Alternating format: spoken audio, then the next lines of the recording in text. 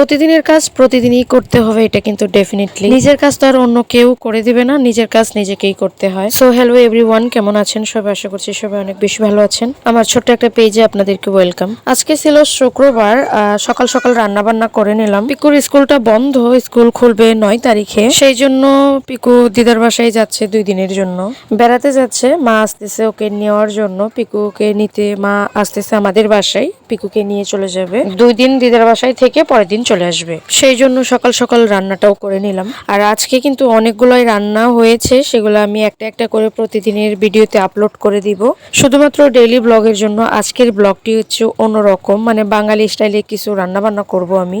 নদীর কিছু গুঁড়া মাছ সবজি দিয়ে চচ্চড়ি বানাবো, আর হচ্ছে বুটের ডাল রান্না করব। বুটের ডালে আমি কিছু ডাঙা দিয়ে দিয়েছিলাম। বুটের ডালের মধ্যে ডাঙা, মূলা এগুলা দিয়ে যদি রান্না করা হয় নিরামিষের মধ্যে, খুব ভালো লাগে খেতে। তারপর কিন্তু আমি লাল শাকটাও রান্না করে নিয়ে নামিয়ে নিয়েছি।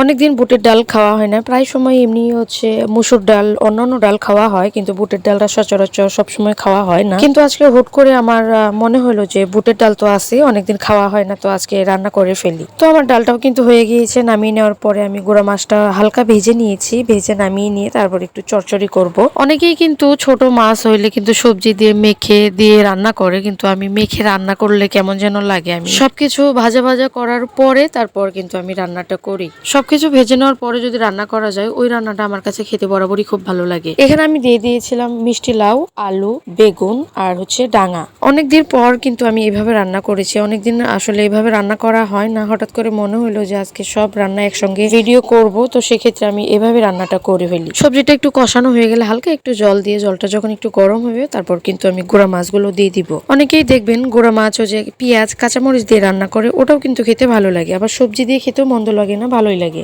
সবজি দিয়ে শুটকির চচ্চড়িটাও কিন্তু অনেক ভালো লাগে। তো আজকে যেহেতু ডাল আছে, সেক্ষেত্রে ভাবলাম যে একটা মাছের ভর্তাও করে নিই। তো মাছ ভর্তার জন্য কিন্তু এখানে কাঁচা পেঁয়াজ আর শুকনা মরিচ দিয়ে দিয়েছি, সরিষার তেল দিয়ে ভর্তাটা আজকে বানাবো। গরম ভাতের সাথে কিন্তু ভর্তা ভাত খেতে কিন্তু বেশ ভালো লাগে, বিশেষ করে মুসুর ডালের সাথে। আমি পরশুদিনই মুসুর ডাল খেয়েছি, ভাবলাম আজকে আর মুসুর ডাল রান্না করবো না, অন্য ডাল রান্না করি। তো সেটাই, যে কথা সেই কাজ, আমি ঝটপট রান্না করেও নিলাম। পরবর্তী রেসিপিগুলো কিন্তু আমি পরের ভিডিওতে আপলোড করব। তো আজকের মতো আমি এখানেই বিদায় নিচ্ছি। সবাই ভালো থাকবেন, সুস্থ থাকবেন। ভিডিওটি ভালো লাগলে লাইক, কমেন্ট, শেয়ার করে দিবেন। Thanks for watching.